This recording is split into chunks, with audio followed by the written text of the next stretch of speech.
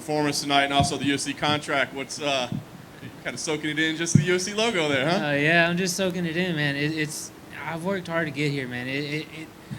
I've had so many ups and downs in my career, man. That I've now that I'm here, I'm just like I just need to enjoy this experience because every time I've gotten to that step where like, oh man, I am this close, and I take that step back, like I was like I got too lost in the moment. So I wanted to be fully like whenever I stepped in the cage, I was super calm, super relaxed, didn't let the moment take over me.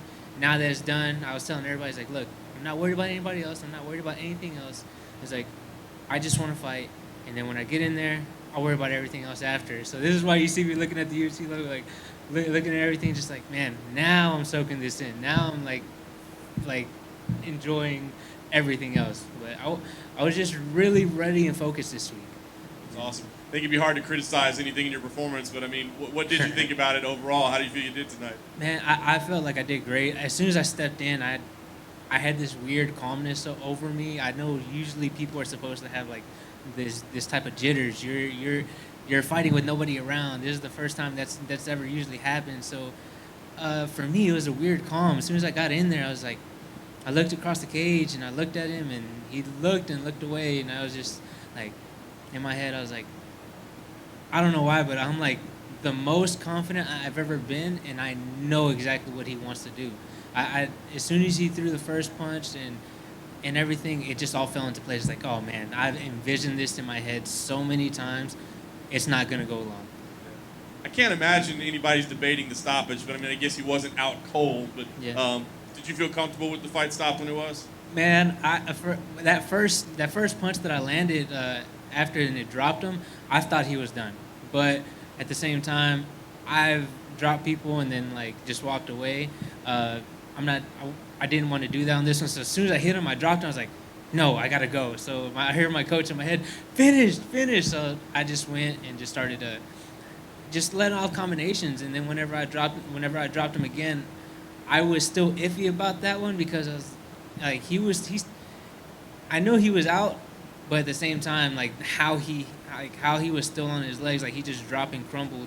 Like it was like almost like one of those like those what are these in the pen, little springs. It was like a little spring thing. So as soon as he popped down, he was popping back up. I was like, do I need to keep punching him? What's going on? So, but I was glad that they stopped it because man, I was just on a roll. Are you okay with the young Masvidal? You want to keep that going? Hey man, I'll take it all, man. I'll take little street Jesus. I don't mind it at all. Man, if I get that comparison, that's all great and lovely, man. But I'm here to make my own journey, man. So this is what I want to do. I've worked my whole entire life for this, man, and I'm super happy it's finally paying off. But man, look, big shout out to Gamebred, man. He's actually one of my favorite fighters. He's one of the top, man. One of the top favorite fighters, right behind Cain Velasquez. But I love the comparison. Nice. Last thing for me, I mean, obviously this was the goal. Now you got to get in UFC. So, what's the plan there? I mean, do you have an idea of like when you want to fight, or what's next? Man, my phone's gonna be open for anytime. Anytime. Man, if they want me to fight this, like if somebody drops out this week, I'm your Huckleberry.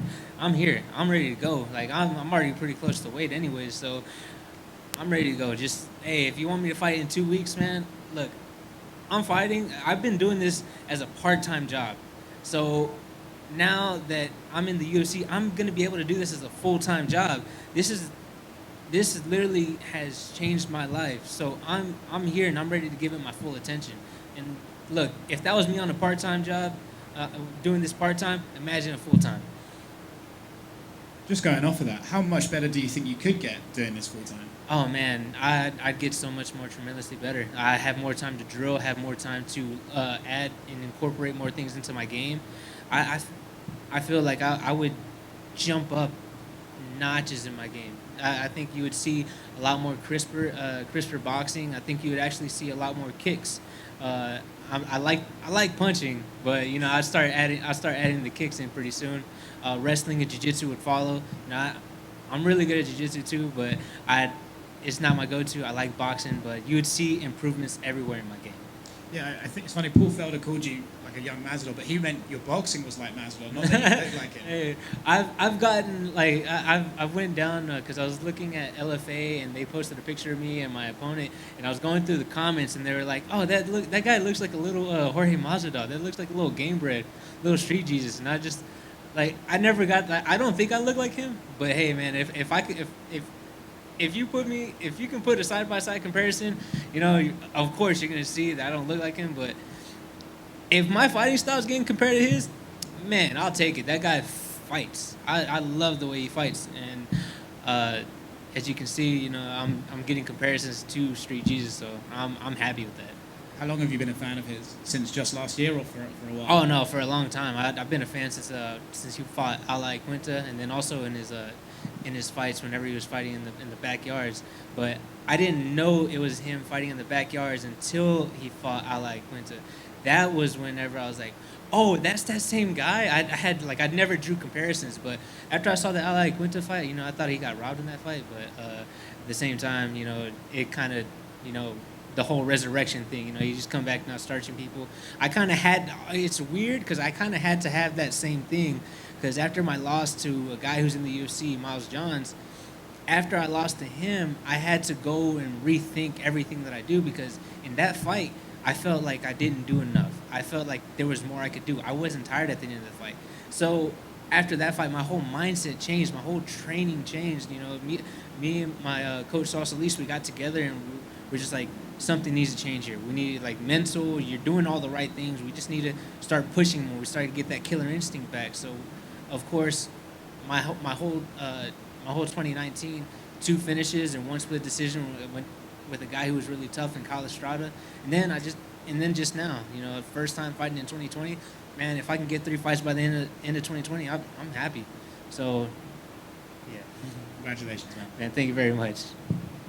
Adrian, congrats. Jim Greashauber, cage side seat. That boxing is something else. I couldn't help but think about that with how you grew up with your dad and the fact that you punch your way into the UFC by boxing. I mean, there couldn't be a better story with your backstory with him and the way you just did that tonight.